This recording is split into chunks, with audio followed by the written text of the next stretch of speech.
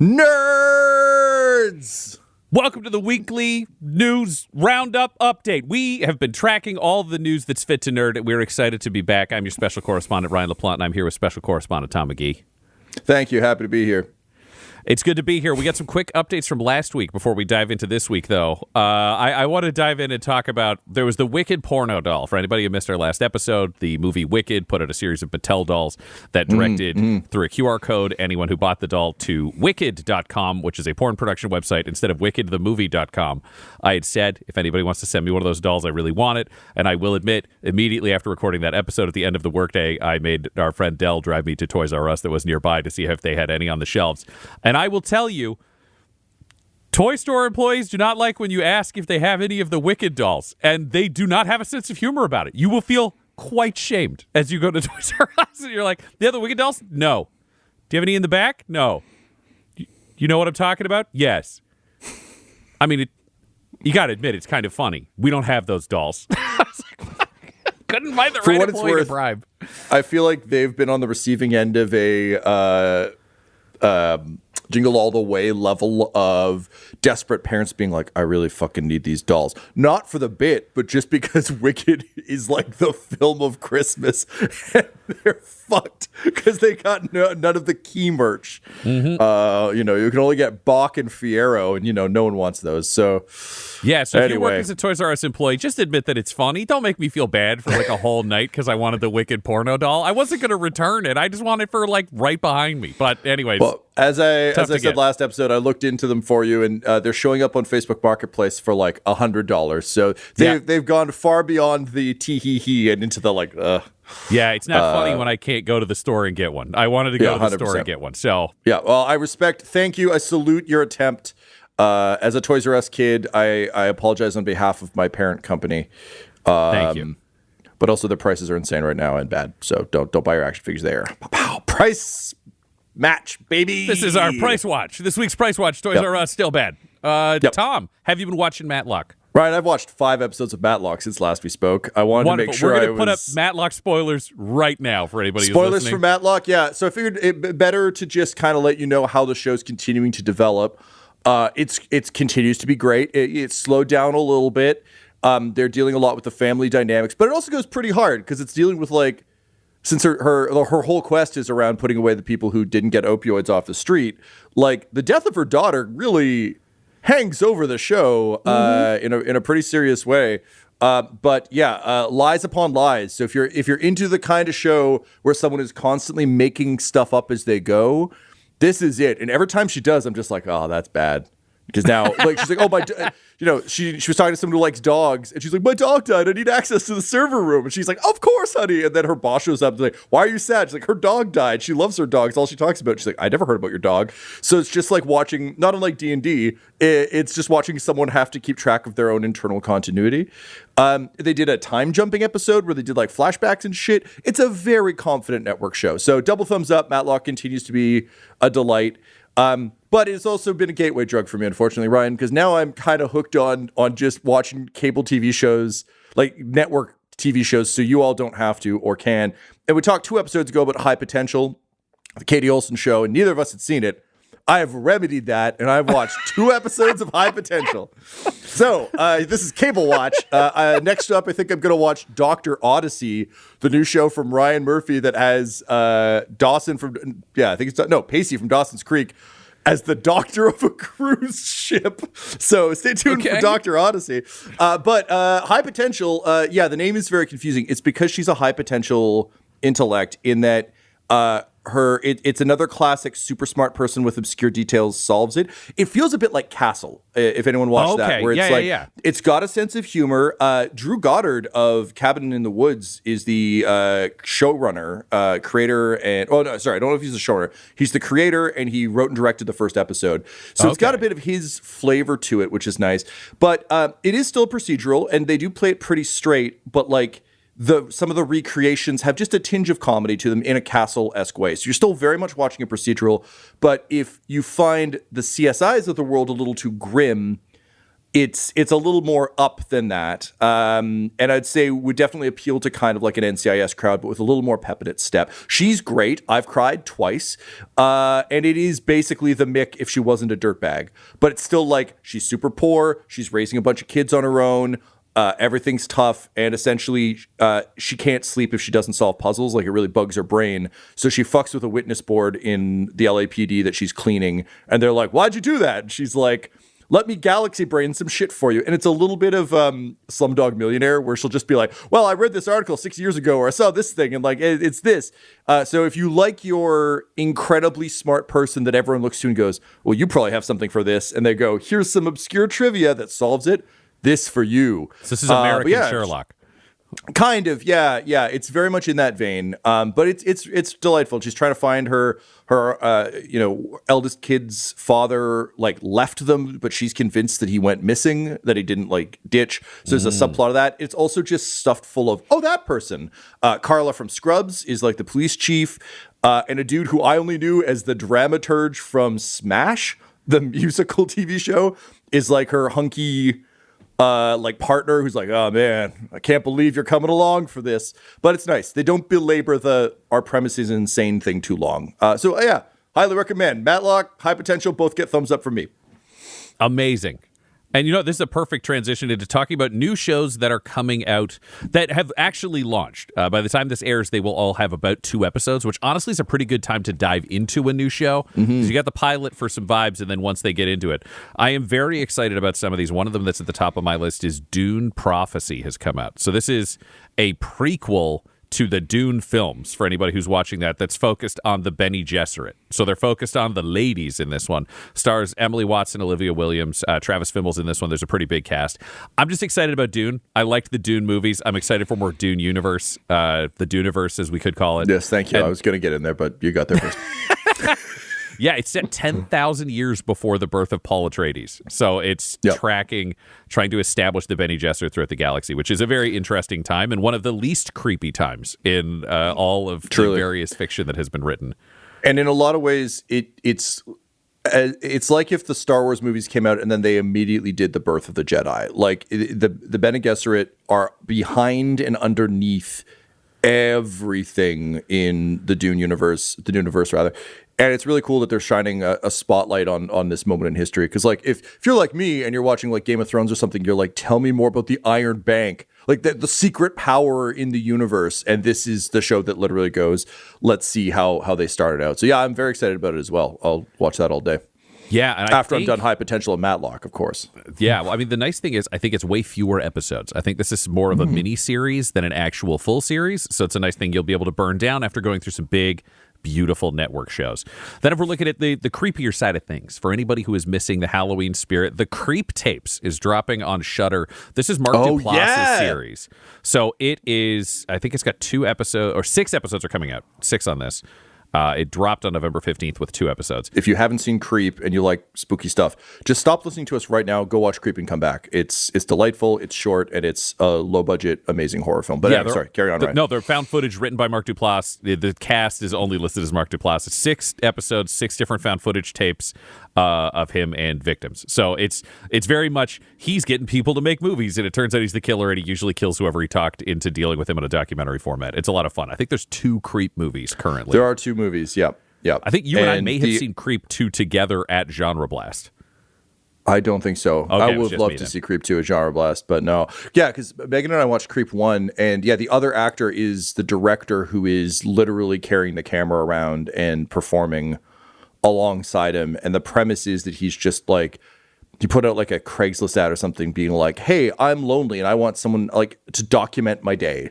And then it just spins into this weird psychological, like, best friend stalker thing. It's great. It's fucking delightful. So I'm very excited to see more of that. Also, anything the Duplass brothers do, I don't find their stuff is always the best, but their book, which I can't remember the name of right now, is incredible. And it's just about how they make films, made films together, and also how they manage like anxiety and shit. It's great. Yeah. They're doing it for the exact right reasons, and they do it on a shoestring, which is amazing. So for anyone who is looking into filmmaking stuff, great stuff. I will look up the name of the book by the end of the episode.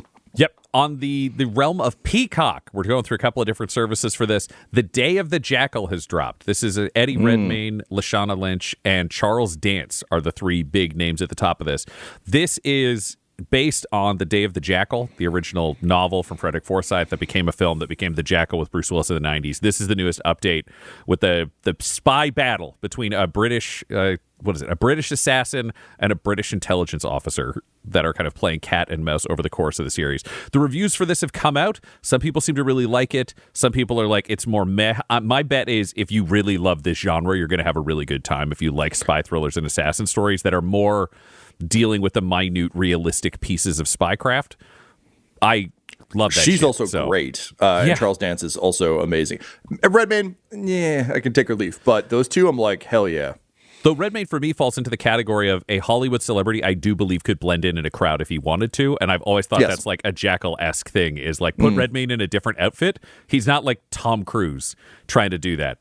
Though if you saw footage of Tom Cruise from Collateral, it was really interesting because part of his training for it was they had him go around and deliver UPS packages as Tom Cruise in uniform to see if he could get through it without getting spotted as Tom Cruise. And of course he fucking could. And they taped it. And it's insane watching Tom Cruise in a UPS uniform get spotted by no one delivering a package. Oh my God. Also, Collateral. Chef's kiss. Oh, what a good movie. Silo Season 2 is coming out on Apple TV+. I have seen all of Silo Season 1, and I absolutely loved it. I cannot wait to come back to Season 2. Rebecca Ferguson is back. There's a big twist reveal at the end of Season 1. I haven't seen it, so don't tell me. You've sold me on it. Yeah. I want it. It's really fascinating because the series starts with a flash, like Silo Season 1. I'm not going to spoil anything, but I would say Silo Season 1 starts with a flashback of a story of two people that is the history behind the rest of the show that happens in a way that a couple of shows do this where they reveal those things. I'm like, I think it would have been more interesting for me to find this out later. But it's like episode 1 is basically a bottle episode, almost an anthology episode of the history. And then it becomes the Silo story with Rebecca Ferguson. So she's barely in the first episode, but it's a really, really cool series. I love Rebecca Ferguson. She fucking rules. She's awesome in it. It's a very cool cast, very cool world. It was a big twist at the end of last season. It's the right time to get into Silo, I would say. There's enough there to have a really good time. Lady Jessica from Dune, right? Correct. Yeah. She's also in the Mission Impossible movie. She's a sniper who backs up Tom Cruise. She was also in Dr. Well, he delivers UPS packages. Yeah. She's the package. But she's also in Dr. Sleep, for anybody who saw the sequel to The Shining that was Mike Flanagan's. She was the lady in the hat who was like brutally murdering children. She does everything. She can do everything. Well, speaking of people who can do everything, we've got breaking news from Kotaku around a story that I know it lives large in all of our minds, particularly with Red One flopping hard in cinemas. We have a Dwayne "The Rock" Johnson piss bottle update. Ryan, what do you got for us? This is a pretty joyful deep cut. So Variety put out an article earlier this year basically exploring the fact that Red One was a complete disaster on set, or so Variety claimed, but they were talking about Dwayne Johnson showing up as much as 8 to 10 hours late on set days, where they would have a 12-hour date. He'd show up 10 hours in. That him being late caused production to balloon the cost of the film by like $50 million with the amount of time they had people sitting around, and that he was pissing in bottles and leaving them all over set. Yeah, he would piss in a Voss water bottle on the way from his trailer to set. And he just wouldn't show up because of workouts. So they finally, because the movie was dropping, had to make a comment on this. And they had to trot Chris Evans out to be like, he's a famous guy. So what they're saying is The Rock was late on a bunch of days, not 8 to 10 hours, but they're like, we knew he'd be late. We factored that in. He's got a lot going on. A lot of this is Chris. I feel so sorry for Chris Evans, knowing his PR agent is like, go out there and say it's fine. And then The Rock actually went in an interview where he's like, it's crazy. I would never balloon the budget by that much. I'm a professional, blah, blah, blah. One of the things he was known for, even in the previous article, was like, when he is on set, he knows his fucking lines. He crushes his takes. Like, that's not it. How late is he? That became a bit of a debate. And they're like, well, he's famous, so he's going to be sort of late. I'm Chris Evans, and I'm pretty chill. And then The Rock did confirm in an actual interview, they asked him if pissing in jars and leaving them around set was true, and he just said yes. And they asked no follow-up questions, which I consider to be borderline a crime. You need to tell me why he was pissing in bottles on set and leaving it. The industry opinion is being really late you'd never know if it's anticipated or not. There's PR, but there are like 200 people on that set who showed up on time. Sometimes 300 plus people who showed up and sat the whole day waiting for a piss bottle Dwayne Johnson to show up, and then somebody had to move around jugs of his piss. It's not a great look. It's not a great look for a movie that's doing not great in sales. Well, Ryan, that's why they call it PR. I hate you. So a fun fact about Red One, which is about the quest to rescue Santa Claus who's been abducted. It is adjusted for inflation, the most expensive original IP movie ever made, possibly because of piss bottle delays.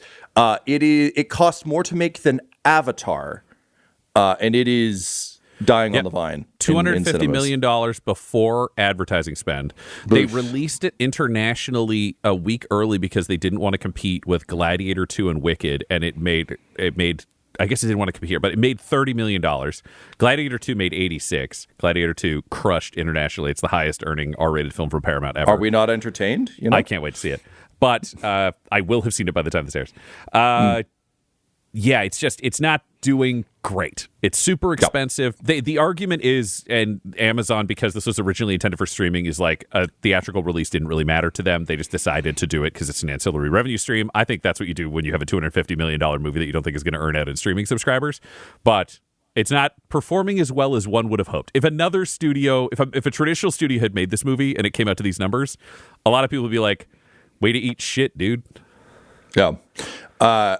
I will say today McFarlane announced a line of 3 action figures from Red One, and I was just like, oh, guys.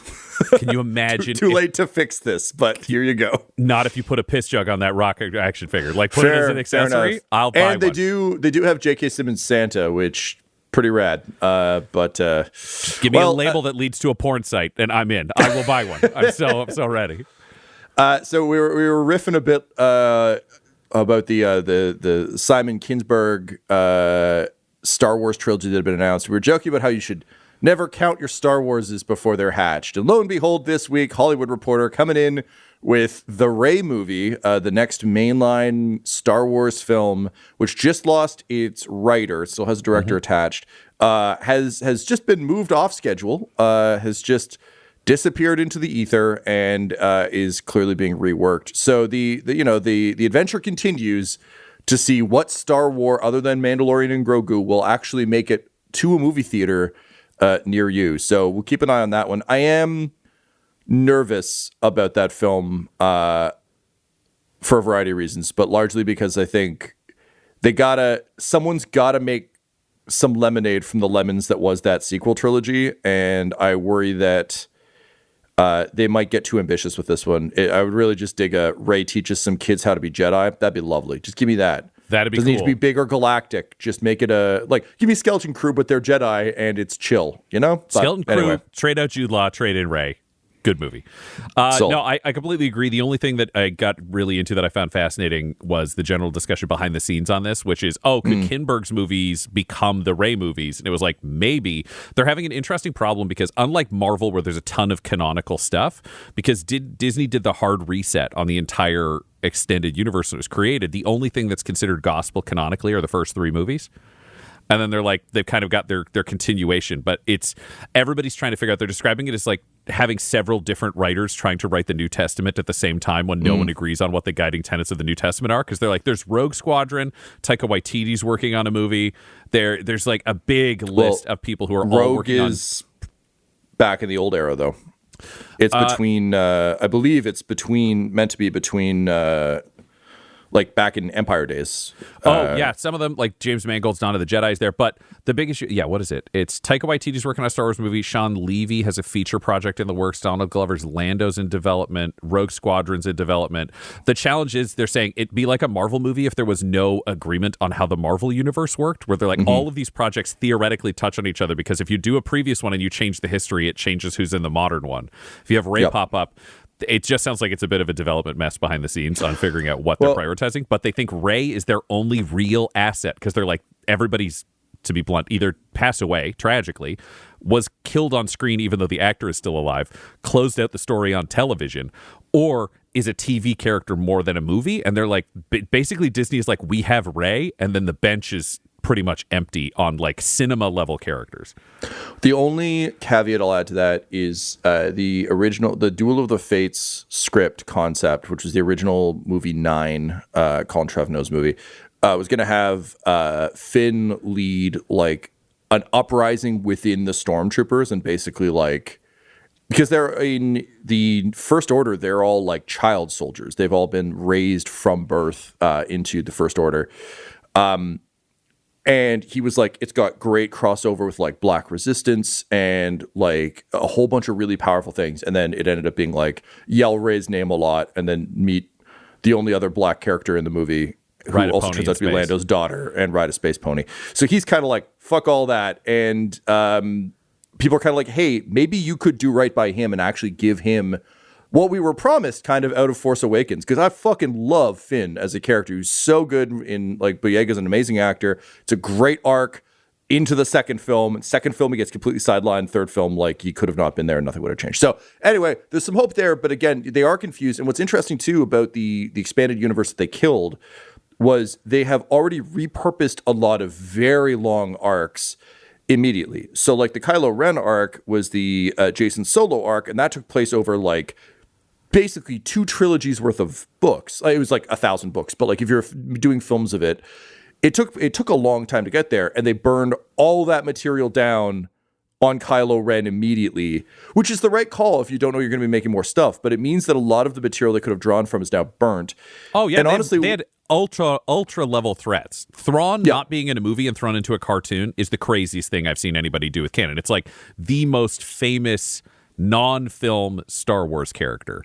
Well, and Filoni's now doing Heir to the Empire, but with all of the TV folks, which is incredible. I was pondering this the other night, as I do. And for those of you who don't know, in Heir to the Empire, there's an old Jedi Master who turns out to be like a clone who has lost his mind, living on a vault full of technology. You've got Grand Admiral Thrawn, who's space Sherlock Holmes, with an army of clones that have been out of galaxy for like all of the wars, so coming in late. And then there's like an evil clone of Luke Skywalker running around. I was like, if you're going to do this without the core cast, I'm like, is it Ahsoka? Do you have a clone of Ahsoka? Is it Vader? Do you bring back Hayden Christensen and try and do like a him and Ahsoka? Like, it's just blowing my mind because the vital cornerstone characters aren't here.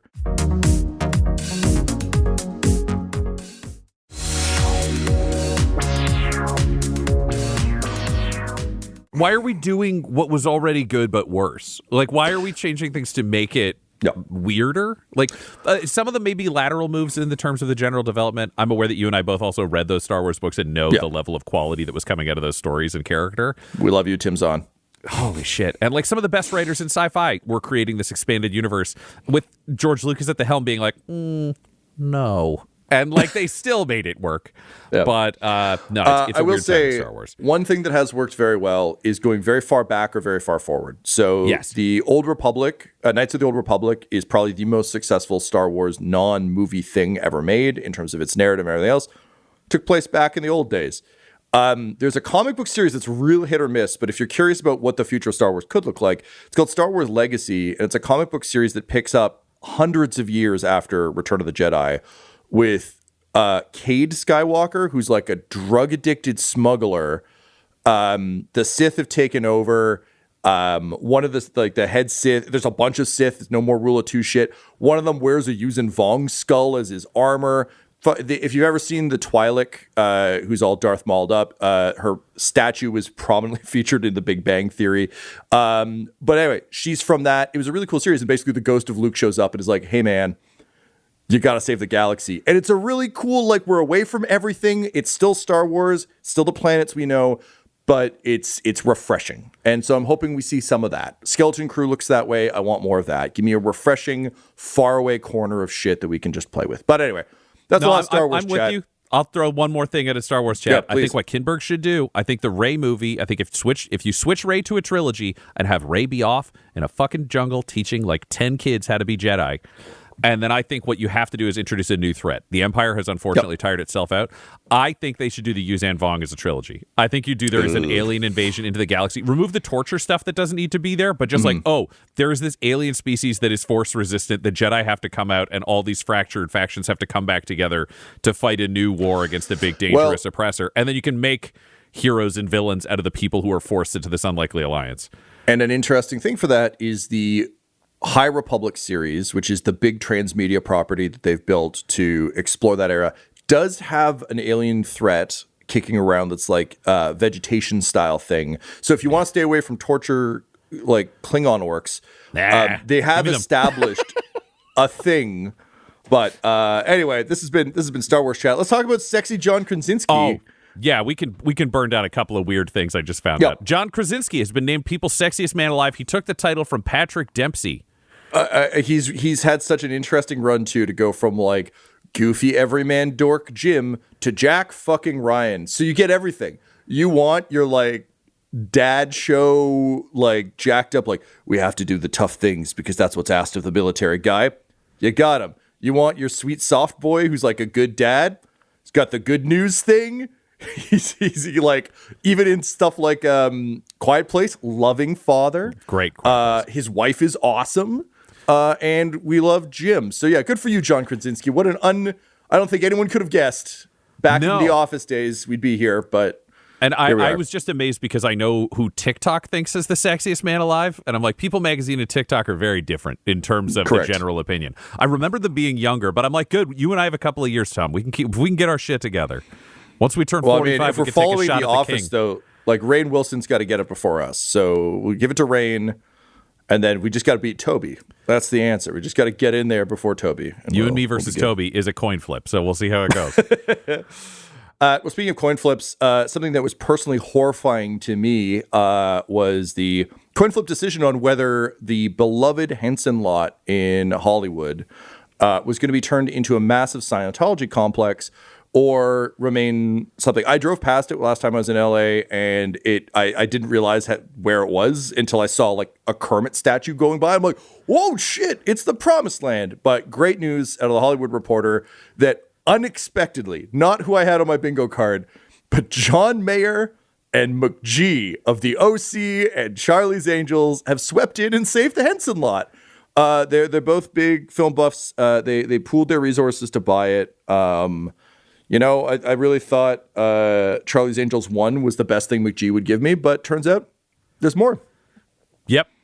On another saving things from certain destruction, Redbox has gone bankrupt and the machines have basically been abandoned all across the states. They're not collecting movies anymore. They aren't able to charge people. I mean, maybe they'll get people on late fees, but I doubt it. But the most amazing thing has started occurring, which is because the internal server has been deactivated, the Redbox machines can't accept payment and they can't log returns or video rentals. So all across America, people are going to stores and taking out Redbox movies until they empty the machines. So they are just getting dozens of copies, and they're not even good movies. Somebody was like, I can't even remember what it was, just a movie I've never even heard of. Anybody want this? I have 86 of them. Some people have gone into stores because the Redbox machine is no longer paying rent. Just be like, hey, can I take this machine? And the stores are like, fuck it, go ahead. So they're carrying out Redbox machines and reprogramming them to play video games. I just love it. One guy was emptying out a machine while people came back to return movies not knowing Redbox had gone bankrupt. Like, just what a journey. What a journey for Redbox. Incredible. I'm jealous. But yep. Now, Ryan, I'm curious about this one. So this is reporting out of Polygon.com. But you've got an action film that you wanted to flag for us. What's the deal with Thelma? Based on Matlock Watch, this felt very appropriate. June Squibb, who is 94 years old, stars in a movie that has been called The Beekeeper if Jason Statham was a grandma. It is an action revenge comedy starring June Squibb where a lady is scammed for $10,000 and then goes to get the money back. And she teams up with one of the actors from Shaft. I got to get his name. It's just incredible. Oh, my God. June Squibb is a hero. Correct. I was like, I know the name. Most recently, I saw her as the mother in Hubie Halloween, but That is not becoming of the quality of her career at all. No, that's amazing. And yeah, that is, for those of you who don't know, that is the premise of The Beekeeper. An old lady gets scammed, and then Jason Statham does his thing. That's fucking incredible. I don't know why I'm talking to you anymore. I could just be watching Thelma.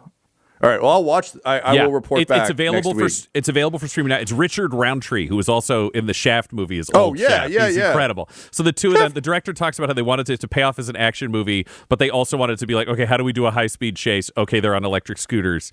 Okay, we'll have a fist fight, but everybody's going to be real slow. Like it's just they're like action comedy beats. But it's available on streaming now, so I thought that was a good one here. But Tom, I am seeing a movie title I was not aware existed. Yeah. So I was just giving a thumbs up and a point, like our pal Buddy Christ. So for those of you who don't know, Kevin Smith's Dogma, which is one of my favorite movies, it's a brilliant piece of work.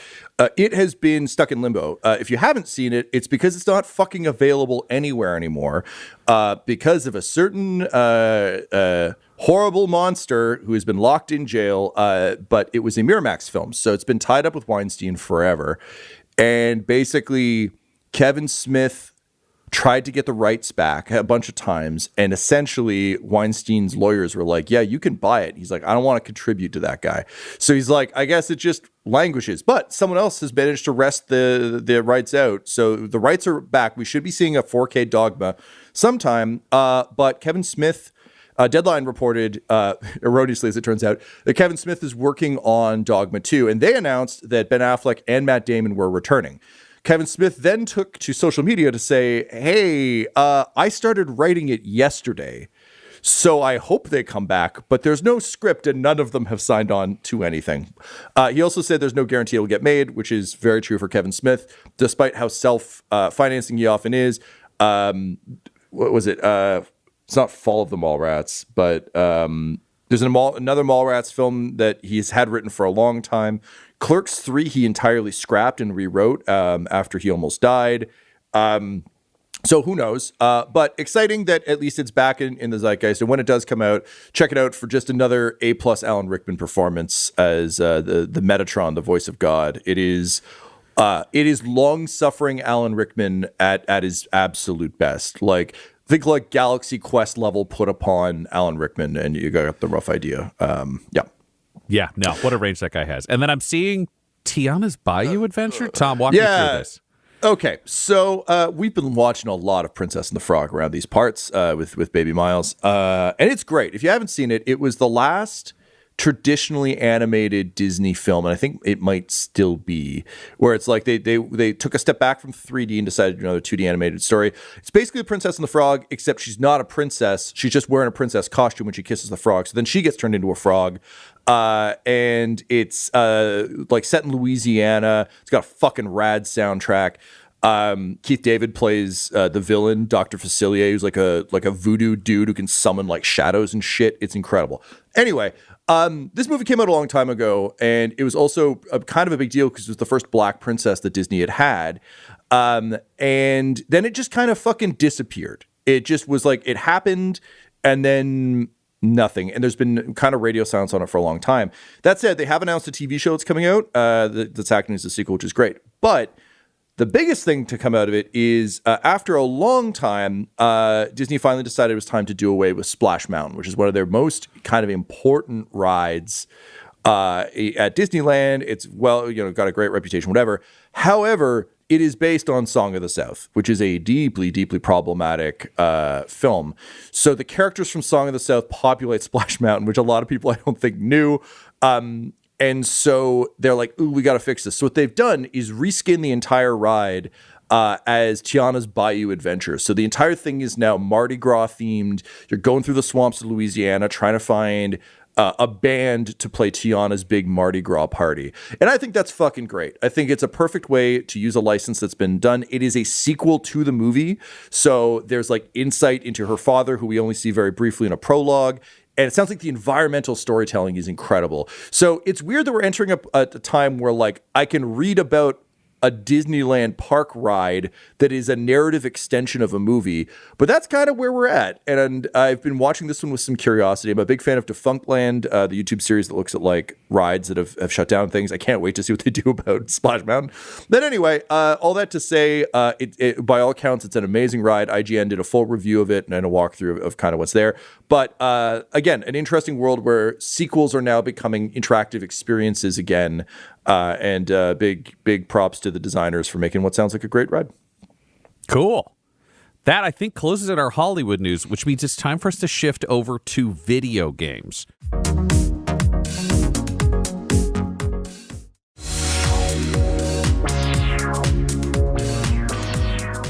Tom, I saw some reactions to this, but I didn't actually go through the list of award nominations myself. What are we looking at for this year's Game Awards? All right, so Jeff, is it Knightley? I always get it wrong. His video game awards are back. The video game the Game Awards have always been a little controversial. There's always a bit of controversy around it.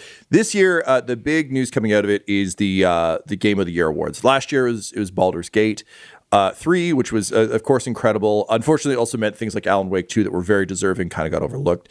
So everyone was curious about what this year was going to look like. So the 6 games that are up for Game of the Year this year are Astrobot, Balatro, Black Myth Wukong, Elden Ring Shadow of the Erdtree, Final Fantasy VII Rebirth, and Metaphor Refantasio, which is from the Persona guys.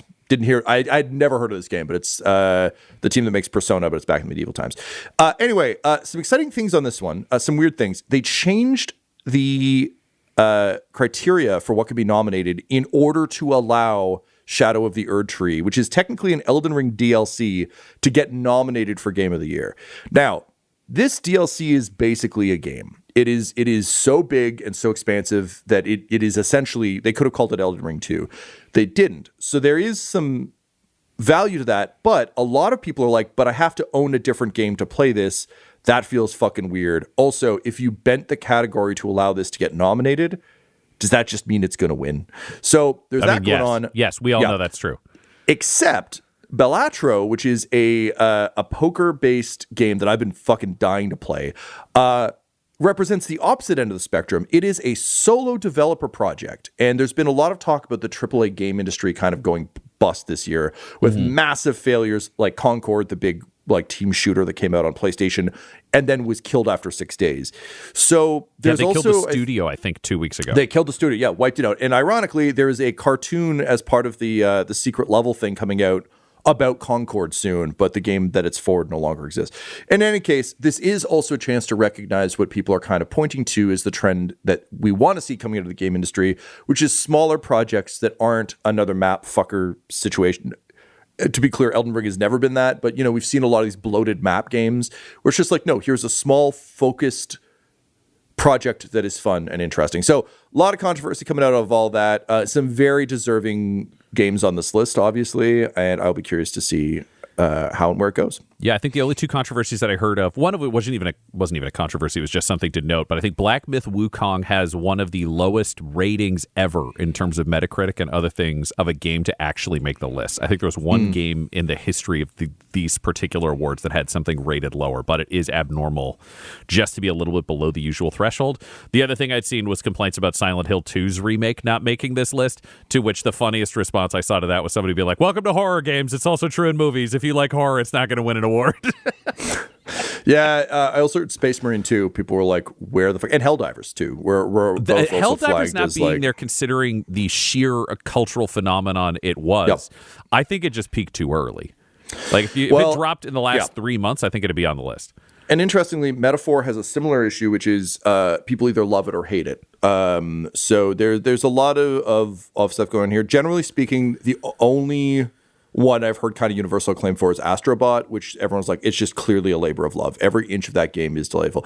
That said, if I'm not mistaken, Black Myth is the first game by this studio, which also kind of makes it like a pretty, it is a tremendous undertaking. Yeah. But this so next thing's pretty crazy, though. If we're talking about things that have won Game of the Year and major impact it could have, Tom, you posted this first. I saw some other information, but Sony and FromSoft, walk me through what you found. Well, so speaking of Elden Ring, Sony is in talks to by FromSoft. But when I first read this headline, I was like, oh, they're trying to buy more IP. This is what they do. I was wrong. It is actually much, much bigger than this. So Reuters is reporting, they've got an exclusive, reporting that Sony is looking to buy Kadokawa, or at least to either acquire it or it already owns shares in it, but looking to buy it. Kadokawa owns FromSoft. So they're not just going after the publisher. They're going after a parent company, which is interesting because, again, I thought this was another, like, you know, we bought Destiny, or, you know, Microsoft buys Bethesda, whatever. Kadokawa is also a massive player in the anime space, which is something that Sony has been actively investing in and buying. So someone described this to me, or just to me personally. One of the articles I read described this as like it's almost the equivalent of trying to buy Warner Brothers. So it is a massive play to own streaming services of anime, to own developers of anime, and a bunch of anime IP. And FromSoft is in there, but it is definitely not the main target. So very interesting, very exciting, and yeah, I love FromSoft. I deeply hope that this doesn't in any way negatively affect them, but it is an interesting deal. What did you heard, Ryan? Yeah, so the thing that I heard was a lot of what you're hearing, which is it's about buying the parent company. FromSoft is still there. All the FromSoft games have generally taken place under the creative director who runs FromSoft. So I'm always kind of calmed by that fact when I'm worried about corporate shenanigans, because Hideo Kojima can just go somewhere else and make something else cool if you've got that spirit in the heart. But my guess is, and from what I'm seeing, the research is, yeah, it's primarily an anime and manga play, because this parent company, that's a big thing. And Sony bought Crunchyroll, so their focus is on anime and manga releases outside of the Asian market. They're trying to make a big international play there, so this would let them lock that down. So it seems like FromSoft is just a sideways bonus to this deal and is not even the primary concern. We'll see. Sony's had more success with in-house publishers than Microsoft, but it's been such a weird mergers and acquisitions, like 3 years. Who knows the cost of anything at this point? And it's also worth noting, this is an interesting thing I didn't ever really grasp about Sony, but I heard Microsoft, I was listening to a Business Wars, which is a podcast that like looks at companies competing. And something Microsoft cited about their war with Sony a long time ago is like, we actually can't beat Sony because Sony is selling an entire ecosystem every time. So like, you're not fighting Sony Computer Entertainment America, you're fighting Blu-ray, you're fighting the TV that is playing your Xbox, you're fighting the movies that are now available. Like, they are such a big enterprise, and it's very easy to get laser focused on like, you goofballs, you're releasing a more expensive PlayStation that makes all the games look worse. What the fuck, man? And lose sight of like, but what does that actually give you beyond it? So that's very much this play. Delicious in Dungeon is the big anime that this studio has put out, amongst others. But yeah, interesting stuff. And yeah, Miyazaki's going to do fine. What I love, though, about FromSoft is they're very protective of their team, and they're very protective of how they want to do things, which I fucking love. So yeah, good stuff. I've got 2 more quick video game hits, then we can get on to the TTRPG news of the day. First up, from PC Gamer, amongst other sources, we are finally getting some answers about Half-Life 2 Episode 3. So if you're like me and you fucking loved you some Half-Life, there's a running joke in the internet of like, you know, X impossible thing will be done before Half-Life 3 comes out. Or vice versa. Like, I'm pretty sure Half-Life 3 will come out before they finish the crosstown streetcar in Toronto that's been going for 14 fucking years. But one of the most infuriating things about Half-Life is people really like the story, they like the gameplay. Valve became very focused on Steam around the time Half-Life 2 came out. So you got games like Portal, you got my beloved Left 4 Dead, and some other stuff that came out. But it meant that Half-Life kind of got left behind. So Half-Life 2 came out, blew the doors off everything, and then there were 2 follow-up episodes of 3. And essentially those 3 episodes were meant to form a functional Half-Life 3-ish. We got episode 1, we got episode 2, and then it just fucking stopped. And there's always been speculation and curiosity about why. And the rough answer that's always been given is we couldn't come up with a technological thing that would like advance the form. George Lucas talks about this too, where he's like, I couldn't make the Star Wars prequels until the technology was different and more interesting. And the same sort of thing was happening here. Half-Life had the gravity gun, Half-Life 2 had the gravity gun, and until they could find something equivalent, they didn't really want to fuck with it. Anyway, deeply frustrating as a fan. Deeply frustrating for everyone. It's a huge anniversary. The player count is higher, I think, than it's ever been on Half-Life 2 right now, which is pretty rad. But Gabe Newell and the rest of the team are talking. A lot of stuff is leaking out. They're sharing a lot of stuff with this documentary about Half-Life 2 Episode 3. So it was meant to take place in the Arctic. There are going to be blob monsters. You're going to use an ice gun to like create ice pathways and things. Apparently, one of the developers was saying they were having a hell of a time piecing this thing together, and then they all got really into Left 4 Dead and making Left 4 Dead. And then when that was done, they're like, it would have taken another 2 years to finish Half-Life 2 Episode 3. And they all kind of thought people were done with it. And the guy's like, in retrospect, we really should have done it. And what Gabe Newell said was like, we didn't want to half-ass wrapping up the series that disservices the fans, and it's not appropriate. I would also argue not releasing anything for a million years disservices the fans, but that's just me. That said, the VR experience, Half-Life Alyx, that just came out, spoilies for that, does move the story forward and does change the trajectory of where things were going and how it was happening. Because it ended on a cliffhanger, which sucks. So they have indicated, yes, this is us accepting we need to move forward with this. So still no announcement, still no news, still no anything, but it makes it seem more viable that we might actually see a continuation of the story down the road because they have acknowledged that they have fucked us as fans. So good news on that front. And finally, some Call of Duty skins. I'm seeing some frustration there. What's going on? Yeah. So there are a few different types of Call of Duty fan. And there's the fan who wants like a grounded military realism thing. And then there's Fortnite fans. So Call of Duty has fallen into the Fortnite trap of needing exotic skins to keep things going. The joke a couple years ago was like they did a Nicki Minaj skin. They had Ghostface from Scream. And they had Homelander. And they just had a scene of all three of them staying together. And they're like, if you told me this was Call of Duty 3 years ago, I would have laughed in your face. But it's gotten kind of silly. So with the launch of Black Ops 6, multiplayer is great. I've been rocking out in there, really enjoying it. And then they released their first battle pass. And hoo boy, we are talking dragon skins that glow green and have big fiery wings. Molten characters who leave a trail of fire everywhere they go, making them easier to find and kill. The hitboxes are weird. Generally speaking, there is now a war going on within the community between people who just want to like play soldier and people who are like, I got killed by a Skyrim villain. So anyway, it's an interesting thing. We're going to watch how it continues to go. The easiest way for that game to make money is to sell exotic skins. People are begging them to let you turn off the skins, but of course, no one buys a vanity skin for themselves. They want you to see it. So anyway, it's an interesting time in the microtransactional space, and we'll continue to keep an eye on it because it's only going to get weirder from here. But that's enough of me. Ryan, let's talk some TTRPGs. All right, I'm going to burn down some quick announcements because we are closing in on where this episode has to end, and I will save a story about a lawsuit against Hasbro for next week because we can go into it a little bit more detail. But there are a bunch of things that have dropped that are now available if anybody out there is looking for them.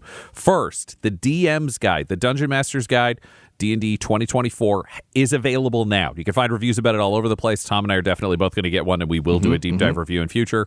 We haven't got that yet, though, but it is out for you at home. If you want the new Dungeon Master's Guide, you can check that out. Generally speaking, the internet's opinion is it's pretty great. Dimension 20, their recent series never stopped blowing up. I don't know if you saw it, Tom. I haven't. I want to, though. Goofy action movie thing. It's a delightful time. They invented a system in-house, and that has been released for free. It is like a 4-page rule set. I got it off of the Dropout store, so you can just download it from there. It was a breeze. I got it. It wouldn't let me do it with the Canadian address, but I used a U.S. address, and it was fine, and it didn't check it. So feel free to just put whatever you want. It's a free download. Whatever. Get the game you want. But it's super punchy, super silly. It's perfect for one-shots. They admit it's not balanced for long-form campaigns. They did some test games with it because they wanted to make great TV, and a game designer came in and was like, well, if you do this, and they're like, we agree. That would make it more balanced, and that would make it better, but it would also slow it down, and no thank you. We just want explosions. So it's a lot of fun, and it's very new DM or just like chaotic player group friendly. Well, speaking of D20, though, they've also had a bit of a weird ride with dynamic pricing lately. I saw you put a piece in here about that. What happened at Madison Square Gardens?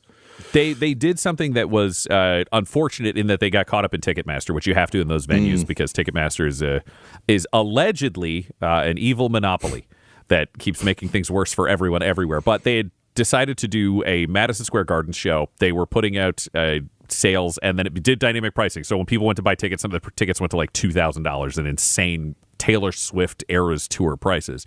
People were very upset. They argued they hadn't meant to do it. They turned off dynamic pricing after that. The average ticket price sold, they were like, was $120. And I'm like, that doesn't explain the people who paid $2,000 probably, but they've turned it off for the rest of their tour. They're leaving a small number of tickets on dynamic pricing for one LA spot, but all of the additional money added to those tickets is being donated to a nonprofit in the city. They also put up a lottery. It has closed as of November 17th, but they did a corrective lottery where people could sign up and get their names put in to get $35 tickets. Yeah. So it was nice to see them make the right move after an evil corporation almost made them do the wrong one, like every one of Brennan Lee Mulligan's TTRPGs. On other quick notes, the Magnus Archive podcast, they've released their own RPG that is now available for purchase if you want to have your own Magnus Archive experience. There are a couple of stress systems and fear systems that all look really fun to match the format of that show. The thing that I think is the most interesting to me, just on the quick reviews that I've read, is there is a system built in where the DM can collaborate with the players to create an eyewitness event. So you can find a person who saw a spooky thing and you all collaboratively build what that person is reporting to then go into the case. It's a nice way to get players involved in that. And the Warhammer 40K. And that's based on the Cypher system, right? Yes. Originally, though, it's kind of its own thing now. Yeah. Warhammer 40K, Crhistmas battle forces are out. It's always interesting to see what armies are going to be available for these great ways to kind of dive in or expand your existing army. We've got Adeptus Sororitas, so we got Sisters of Battle. We got Imperial Knights, which is great. We got a Necron battle force that includes a Catan, which is really cool, and the Hypercrypt battle force, which also has Triarch Praetorians. Honestly, that's the one where I was like, ooh, I kind of need more Necrons. We got Tau Retaliation Cadre. We got a cool battlesuit force. And then the Dark Angels battle force. I never before have I been so devastated to already own Lionel Johnson after missing the first presale, because this is Lionel Johnson, 6 Inner Circle Knights who are rumored to be the fallen who have returned and been redeemed because they did not fall to chaos. Most of them did, don't worry, but a small number are good. Okay. And then you get a Chaplain and Terminator armor, which is a shockingly hard purchase to chase down, though. That's available now. And I think you get 10 Deathwing Knights. It's just a dope set. If I was looking at what I would get to collect and paint, that's the winner. This is an unreal set. I'm just looking at this, and yes, they are in Cypher Crimson robes, which would suggest. In fact, I think that is Cypher holding a sword there. So, Yeah, no. So I read one of the novels. The interesting lore behind this that suggested is there are a number of fallen who were, when Lionel Johnson showed up, it was like, you're turning on me, nuke the planet. There were a bunch of Dark Angels who were just forced into hiding that were not involved in the Chaos plot. They were just teleported around the galaxy and hid out until he found them. And then he's like, guys, I may have been bad at that nuking the whole planet thing. You guys seem okay. I'm a bad dad. And they're like, you are a bad dad. You want to fight more? They're like, yeah, let's team up, bad dad. So I've never seen a more Charles Dance looking model in my 100%. life, which just sells it all the more. Yum, yum. All of these look incredible. Yeah, we all stand my wallet doesn't need to know about these. Oh, no. That Dark Angels Battle Force will lure you right back in. But that is, I think, all of the biggest things, other than a new D&D map tool has got a public beta. It's not Sigil. It's not the one that they were promoting. That was the 3D one with a lot of that, but it does integrate with D&D Beyond. So that's being tested as it happens and puts D&D in an interesting place, because it means technically they are now competing with a lot of their partners in the virtual tabletop space. But it's nice the to be able old to keep Netflix thing, right? Netflix desperately wanted to become HBO before HBO became Netflix, and that's the similar we're seeing. Either you get absorbed by the company or you end up in competition at some point, but it'll be interesting to see. Always happy for more tools, but honestly the community built ones are so fucking good that it's a big task. A lot of new tech and those things is get good enough that you get bought by Hasbro instead of them building their own. So we'll see where that all turns out. Again, virtual tabletops are all over the place. We don't really have a clear dominant central force for this. We'll see where it all goes. But that's all the big news. We'll save Hasbro's lawsuit for a discussion next week. I think that's everything. Tom, what's your nerdy thing this week? What are you doing? Nerdy thing this week. Megan and I are going to go see Wicked tomorrow night. Not the porn one, the actual one. Kenzie loves girls too. yeah, defy gravity. This is really more of a her nerd thing. But Wicked is perhaps Megan's greatest fandom. She fucking loves that musical deeply. It's a very important show for her. So it doesn't open until Friday, but they're showing it early because they always do. So that's kind of like a vicarious nerd thing for her. For me, I was going to go to a toy show on the weekend, but it looks like I can't now. So I'm claiming Wicked as my nerd thing of the week. Ryan, what's your nerd thing of the week? I am going to try, if I can, this weekend to do Wicked 2, the Wicked Gladiator crossover screening event, where I can see both movies in one day. This is a new Barbenheimer for me, which always seems to be one movie I really want to see, and then another one that's also very popular. And I'm not going to say which is which, because it's surprising in both cases. Unlimited. Oh, you not unlimited. It writes itself. Yeah. You know, yeah. And then I'll like imagine the scene where Denzel Washington kisses a man because it was cut on my signal from the movie. Unleash gravity. Oh, man, I would watch the fuck out of that movie. Just saying. Yeah. What we wear in life echoes in eternity. Witch hat. All right, that was the Nerd News Weekly Roundup. All the news that fits to nerd. Thank you for nerding out with us. News long and newser. Thanks for tuning in to Nerd News. This series is produced by Dum Dums and Dice, edited by Ryan LaPlante, and our audio is mixed by Laura Hamstra. You can follow us on any social media platform at DumDumDice. Support us on our Patreon at patreon.com/DumDumDice or buy cool merch from our website, dumdumdice.com. Thanks for joining us and stay nerdy. Dum Dums and Dice has to give a special thank you to the supreme beings of our Patreon at this time: Christopher Little, George Dolby, Gavin and Abby McDonald, Logan, Fire Unfriendly, Grandma Likes D&D, Alan, Stabby Stranger, Glitch Trick, Flynn1138, Alarain Okapi, Schrodinger's Pepper, Madre de Gatos, Lady Maiden, Mithrian, Garbo Ape, Sam Schaefer, Waffle Marine, Dagger Rain, Rob L, Dia De Los Hoodless, Squishy Werewolf, Remy Funky Head, Accent Therapeutic Services in Florence, Kentucky, Lael, Shulzari, The Long Family, Jordan Oliver, Richard Wright, Brittany Fenwick, Alex Parr, Dragonfly, The Body Barrelers, Megan Werner, A Man Out of Time, Curtis at FingerTechRobotics.com, Panda24NN, Shendra D, Your Homeboy Bones,